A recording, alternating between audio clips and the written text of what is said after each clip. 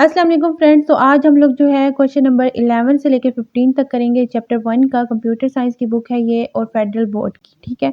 तो सबसे पहले हम 11th क्वेश्चन देखते हैं कि your school is planning to purchase new printer for the computer lab. आपका स्कूल जो है ये प्लान करने लगा है कि वो जो है न्यू प्रिंटर्स लेंगे कंप्यूटर लैब के लिए। Give 3 advantages and disadvantages of impact and non impact printers to help them make a decision, ठीक है। तो आप उनको जो है 3-3 एडवांटेजेस बताएँ और 3-3 डिसएडवांटेजेस बताएँ इम्पैक्ट प्रिंटर के भी और नॉन इम्पैक्ट प्रिंटर के भी, ताकि उनको जो है डिसीजन लेने में हेल्प हो जाए, ठीक है। अब उसके बाद इम्पैक्ट प्रिंटर के पहले देख लेते हैं उसके क्या फ़ायदे हैं। एक तो वो सस्ता मिल जाता है, कॉस्ट इफेक्टिव होता है, सस्ता होता है, ठीक है, और बहुत सारी प्रिंटिंग भी कर देता है, ठीक है। ख़ास तौर पे जब हमने मल्टी पार्ट फॉर्म्स के, ठीक है। और उसके अलावा durability can work in tough condition, जैसे कि बहुत ज़्यादा डस्ट है, हीट है, तो वहाँ पे भी वो अच्छे तरीके से काम कर लेता है। Carbon copies can create multiple copies at once, यानी कि आप उसे बता दें कि भाई आपने ना इतनी कॉपीज़ एक ही डॉक्यूमेंट की जनरेट करनी है, तो वो निकाल देता है आपको, ठीक है। उसके अलावा डिसएडवांटेजेस क्या होते हैं, एक तो वो बहुत ऊंचा होता है, मतलब कि खड़ खड़ खड़ की आवाज़ें आती हैं उसमें से, ठीक है, जब वो चला रहे होते हैं ऐसे करके, ठीक है। उसके अलावा प्रिंट क्वालिटी क्या होती है उसकी, एक तो उसकी प्रिंटिंग क्वालिटी जो होती है बहुत ही ख़राब होती है, ठीक है। स्पेशली ख़ास तौर पे जब तस्वीरें हों या फिर बड़े कॉम्प्लेक्स किस्म के डॉक्यूमेंट्स हों।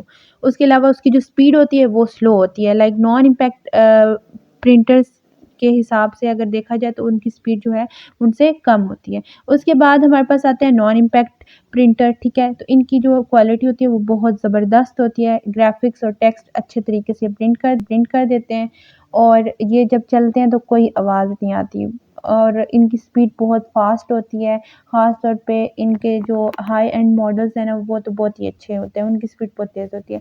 और इनके डिसएडवांटेजेस क्या होते हैं, इनकी ये बहुत महँगे होते हैं, ठीक है।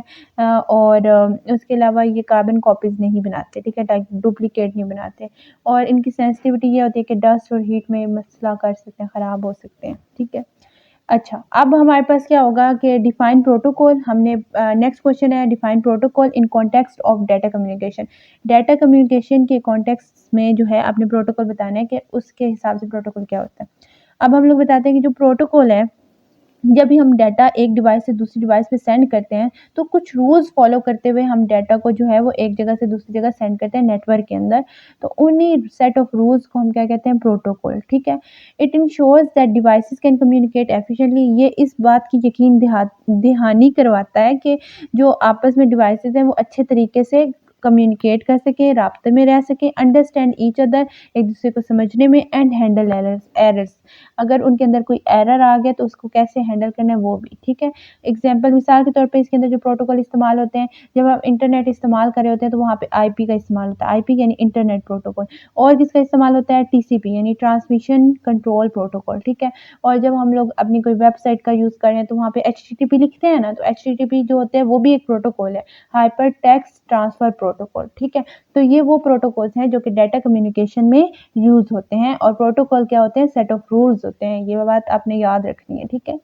अब आते हैं हमारे पास नेक्स्ट क्वेश्चन है 13, define simplex, half duplex and full duplex modes of communication which one with one example each. आपने बताना है कि सिंप्लेक्स क्या होता है, हाफ डुप्लेक्स और फुल डुप्लेक्स मोड क्या होते हैं कम्युनिकेशन में, और हर किसी की एक एक एग्जांपल तो एटलीस्ट देनी है।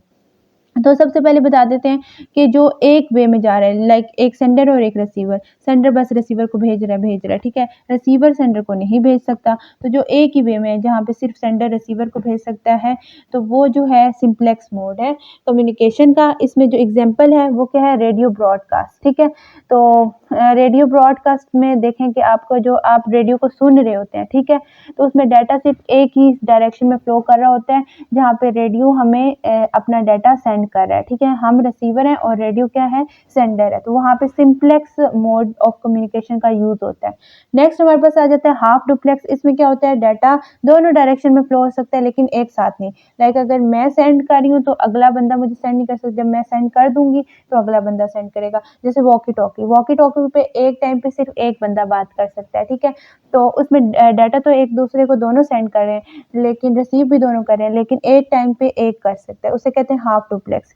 और आता है नेक्स्ट हमारे पास फुल डुप्लेक्स। इसमें क्या होता है, डाटा एक ही टाइम पे एक बंदा भी दूसरे को सेंड कर सकता है और दूसरा बंदा भी पहले को सेंड कर सकते हैं। जैसे कि हमारे पे फ़ोन कॉल होगी कि मैं बोल रही हूँ तो आप भी बोल सकते हैं उसके अंदर, इस पे कोई रिस्ट्रिक्शन नहीं है, तो वो हमारे पास होता है फुल डुप्लेक्स।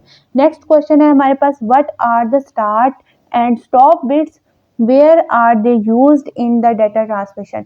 डाटा की ट्रांसमिशन में स्टार्ट और स्टॉप बिट्स कहाँ इस्तेमाल होती हैं, और स्टार्ट बिट और स्टॉप बिट होती क्या है। स्टार्ट और स्टॉप बिट्स जो होती हैं वो इस्तेमाल होती हैं एसिंक्रोनियस कम्युनिकेशन में, ताकि वो बता सके कि डाटा कहाँ से शुरू हुआ था और डाटा कहाँ पे आना बंद होगा। लाइक अब जब आप डाटा को ट्रांसफ़र करते हैं ना एक डिवाइस से दूसरी डिवाइस में, तो वो डाटा मुख्तलिफ पैकेट्स में डिवाइड होता है। उन पैकेट्स को हम कहते हैं डेटा पैकेट्स, ठीक है। अब वो जो डेटा पैकेट्स होते हैं वो उसमें के डाटा जब हम सेंड करना शुरू करते हैं तो उनको बताते हैं कि यहाँ से जो फर्स्ट वाला डाटा पैकेट जाएगा वो स्टार्ट बिट होगी, और जो लास्ट वाला डाटा पैकेट जाएगा, नहीं, डाटा पैकेट के अंदर जो होती हैं हमारे पास कुछ बिट्स जो होती हैं वो स्टार्ट बिट्स होती हैं और कुछ बिट्स जो होती हैं वो एंड बिट्स होती हैं, और इसके दरमियान में जो होती हैं बिट्स वो क्या होती हैं, डाटा की, ठीक है। तो अब जो स्टार्ट बिट्स होती हैं वो बताते हैं कि डाटा ट्रांसमिशन शुरू हो चुकी है, और स्टॉप बिट बताते हैं कि इसके बाद कोई डाटा नहीं आएगा, तो वो स्टॉप बिट होती हैं। अब इसका इस्तेमाल कहाँ पे होता है, ये जो हैं ये बिट्स जो होती हैं वो सीरियल कम्युनिकेशन में इस्तेमाल होती हैं, such as when transmitting data between computer and a peripheral device like a keyboard।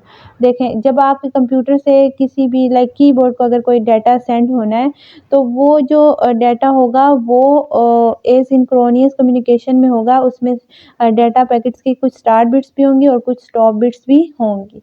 अब लास्ट क्वेश्चन यानी कि हमारे पास है 15 क्वेश्चन, वो क्या है, differentiate between switch and hub in a network. Network के अंदर हम दो डिवाइसेस का इस्तेमाल करते हैं, एक को कहते हैं स्विच और एक को कहते हैं हब। अब जो हब होता है ना उसका क्या काम होता है, broadcast data to all the devices on a network whether they need it or not. अब देखें, जब हम डाटा को सेंड कर देते हैं, एक आपका सर्वर लगा हुआ है और उसके साथ ढेर सारे क्लाइंट्स लगे हुए हैं, तो सर्वर सबको सेंड कर देता है डाटा, जिसको चाहिए उसको भी कर देता है, जिसको नहीं चाहिए उनको भी कर देता है। उसके लिए जो हमें डिवाइस चाहिए होती है वो हब होती है, ठीक है। एफिशिएंसी ये बहुत लेस एफिशिएंट होता है, क्योंकि इससे क्या होती है, अननेसेसरी ऐसी नेटवर्क ट्रैफिक प्रोड्यूस होती है जिसकी ज़रूरत भी नहीं होती, ठीक है। और ये किस लेयर में ऑपरेट करती है, तो देखें जो हमारा मॉडल होता है ना ओएसआई मॉडल, उसमें मुख्तलिफ लेयर्स होती हैं, 7 लेयर्स होती हैं, तो उनमें जो सबसे फर्स्ट लेयर होती है यानी फिजिकल लेयर में हब को लगाया जाता है, ठीक है। उसके बाद हमारे पास स्विच आता है। स्विच का क्या काम होता है, send data only to the specific device. Switch वहाँ पे यूज़ होता है जब हमने एक ख़ास डिवाइस जिसने हमसे सर्विस मांगी है सिर्फ उसी को सेंड करना है डाटा, तो वहाँ पे हम लोग स्विच का इस्तेमाल करते हैं। ये बहुत ज़्यादा एफिशिएंट होता है, इससे जो ट्रैफिक कंजेशन है ना वो कम हो जाती है, और ये जो है लेयर 2 में लगाए जाते हैं, यानी सबसे पहली लेयर फिजिकल लेयर थी और लेयर 2 जो होती है ओएसआई मॉडल की, उसे कहते हैं डाटा लिंक लेयर के अंदर जो है हम लोग स्विच का यूज़ करते हैं। यहाँ पे हमारे पास 15 क्वेश्चन कंप्लीट हुए हैं। मिलते हैं नेक्स्ट वीडियो में नेक्स्ट क्वेश्चंस के साथ, तब तक के लिए